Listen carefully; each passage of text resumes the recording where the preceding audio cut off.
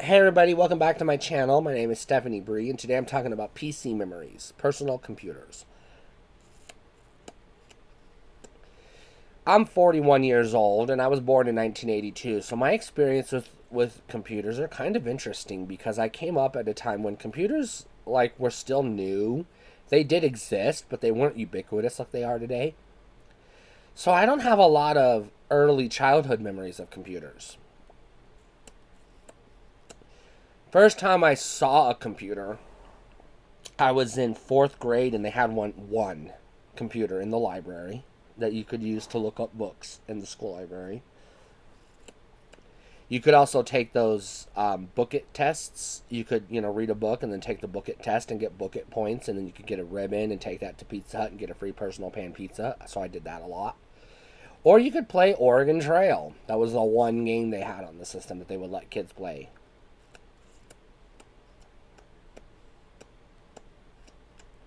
I take it back. It wasn't fourth grade. It was first grade. I lied. I remember now. It was first grade. The reason why I remember that is because in second grade, my second grade teacher noticed that I was always asking to get on the computer, and so he would let me stay after school after I served my detention, or even in replace of detention, he would get me out of detention and take me to his class after school, and he would let me sit on the computer and he would teach me programming. And I was doing a program. I was writing an animation of the Death Star. So the animation would basically be a little dot on the screen, and it would grow into the Death Star, and then it would turn to the side a little bit, and you'd see the laser on the side. So at the end of the school year, he let me run the program and show the other kids what I did, which they thought was pretty cool because this was pretty neat. Of course, I was branded a nerd, but, I was already considered a nerd anyways, so whatever. Third grade, I moved to Kansas, Salina, Kansas, and I went to a school there that's not there anymore. It's been torn down since then. It was just this little school. They didn't have any computers in the school. None. Not even not maybe in the office, but not in the library, nothing. So I was computer void all of third grade. Fourth grade, I moved to a different school, and they had the one computer in the library, like a lot of schools did at the time. So I was able to get on that computer from time to time. Fifth grade was another school, and a whole different school in a whole different town, and they had one computer in the library you could get on, so I would get on that every opportunity I could. And then I moved again to another town, and in sixth grade, things were starting to change. This was 95. Things were starting to change. We had a computer lab for the first time. It was still in the library, but they had a row of about 5 or 6 computers so they could accommodate more kids. And so our teacher had the idea of letting us do a school newspaper. Sixth graders doing a school newspaper. So I got to write a column for the school newspaper. So I got to actually play around on the computer. I got to play the Mario typing test. I got to, again, Oregon Trail, and also Carmen Sandiego was the other game they let us play. So I got to play around with that for a little bit.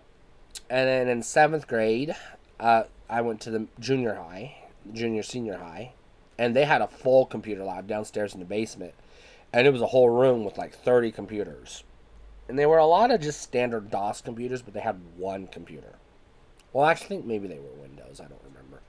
But they had one computer that was Windows 95, and it had a CD-ROM. And this was the only one in the whole computer lab that had a CD-ROM. And everybody wanted to get on that computer, and they wanted to try the CD-ROM games and software. One game they had, or software they had, was Spider-Man's Make My Cartoon or whatever. Something encyclopedia. I don't remember what it was called, but it was you could make Spider-Man cartoons using animations and GIFs and stuff from the Spider-Man animated cartoon that ran on Fox at the time. This was a lot of fun. We also got to play some other CD-ROM games like Descent, MechWarrior 2, and then we got to play a lot of Wolfenstein and Doom and Duke Nukem 3D. These were games we got to play. So this was a lot of fun. Then we moved again, and I got into another school, and they had a computer lab. So finally, I was getting to experience computers on a daily basis. Now, my parents didn't have the money to buy me a computer, so what they bought me instead was a digital typewriter. basically a word processor. So I would type on that, and then I would put the floppy disk in that, save my Word document, go to school, and then work on it at school in the computer lab.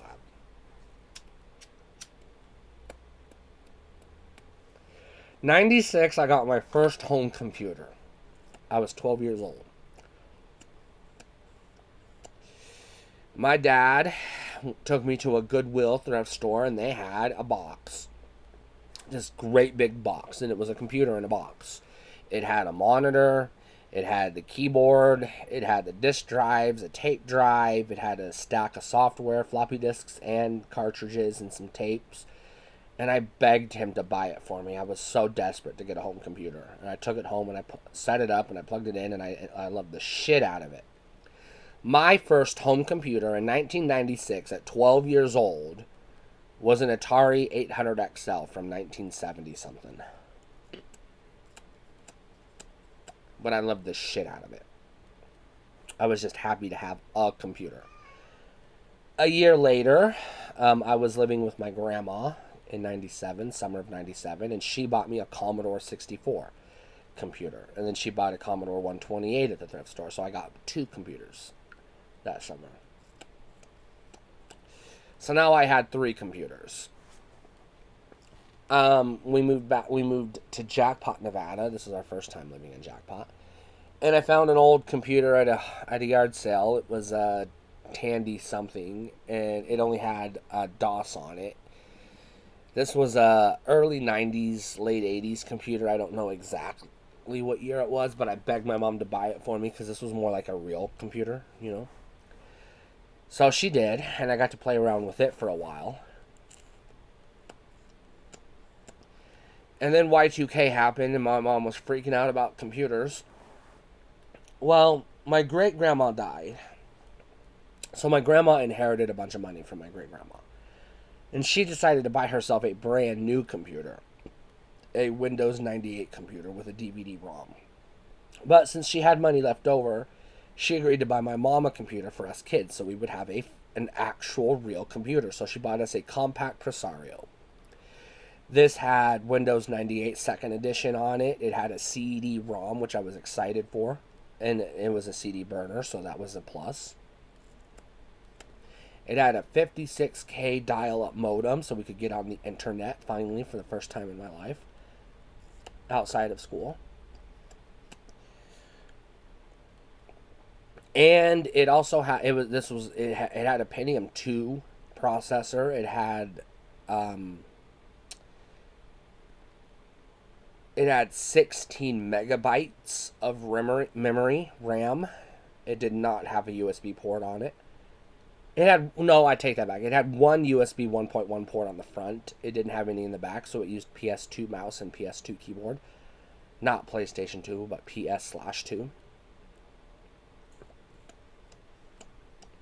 And I loved it. I finally had a real computer, and I finally got to play around on the internet.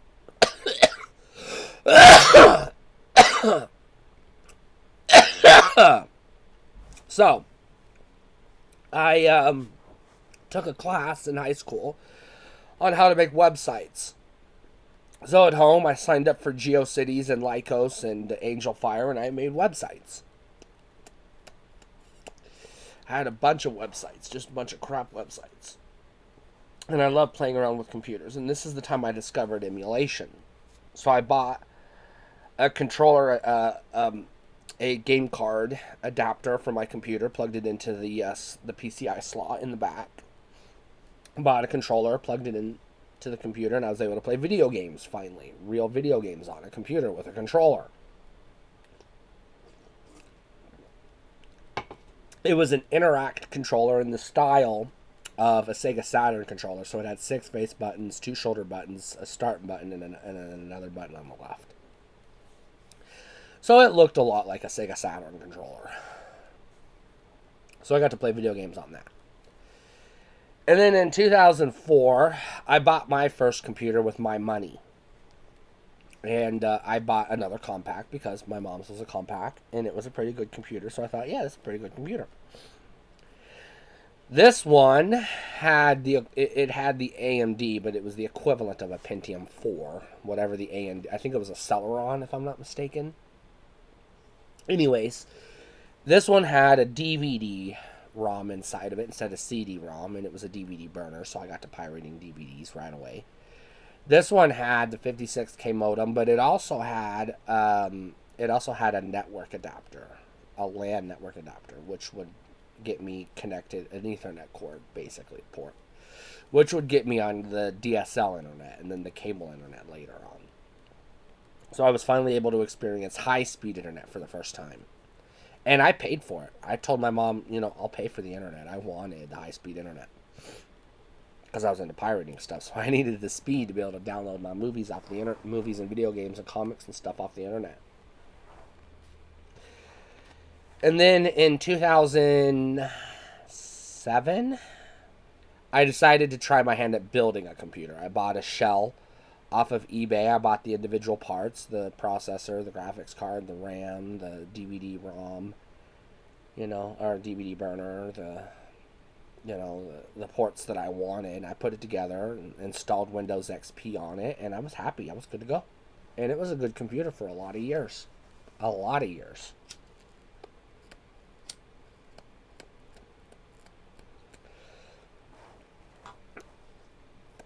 Up to this point, I had only ever owned desktop computers. I had no interest in a laptop. They were inferior, in my opinion. When I got into college in 2011, I got into college and they gave me money to buy a computer for school. This time I did buy a laptop. I bought a Toshiba laptop that had a Blu-ray drive built in. It had a very fast processor, a very good graphics card. This was a gaming computer. This was a good computer. I bought the top of the line. The most expensive computer Toshiba made. And had this one for a few years. This was my first laptop. My next computer would be another laptop. It would be a Samsung laptop that replaced the Toshiba when it crapped out. I didn't have the Toshiba for very long. One day I was babysitting my sister's kids, and her 4-year-old kid went over to the computer to change DVDs because he wanted to take the DVD out that was in and put another one in to watch a different movie.